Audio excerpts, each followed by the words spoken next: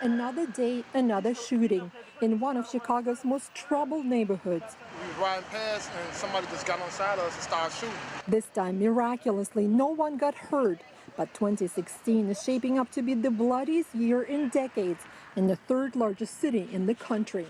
Data collected by the Chicago Tribune showed the city has already seen more than 1,200 gun shooting victims this year, compared to nearly 3,000 for all of 2015. Chicago police figures also show a dramatic rise in murders so far this year, jumping as much as 126% in February alone. Our children are dying, and we must stop it.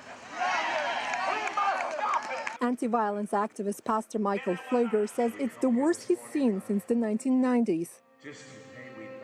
Every Sunday, he rallies his congregation to stand up to violence. But in some communities, he says, the odds are stacked against them. When you have 25 to 35% unemployment in some communities, you have underfunded and failing schools, you have no options, no economic development, most people returning from prison with no options for them.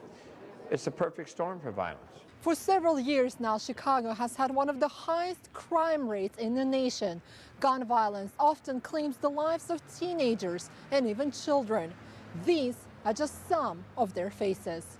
On display here outside the San Sabina Church, a reminder, Pfleger says, that behind the grim statistics are real lives. Lives like that of Freddy Cervantes, shot at the age of 19 at a friend's house party. 4 years later, his mother still doesn't know who killed her son. They were both victims in some ways. He because he pulled the trigger, and my son because he lost his life.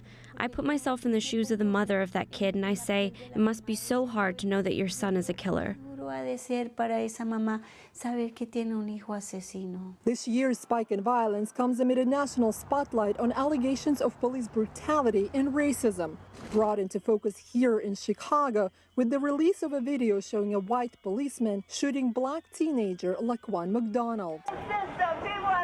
The video led to protests and a federal investigation of Chicago PD. Chicago Sun-Times reporter Frank Main says officers privately confessed they're holding back for fear of being questioned. Their position is that there's so much more scrutiny on the police officers now that they are not being proactive. They are essentially slowing down their jobs, and as a result, criminals are becoming emboldened and doing more crime. The police department says murders slowed down in April, but many officers worry that with the warming weather, as is usually the case, will come more crime. Roza, Kazan, CCTV, Chicago.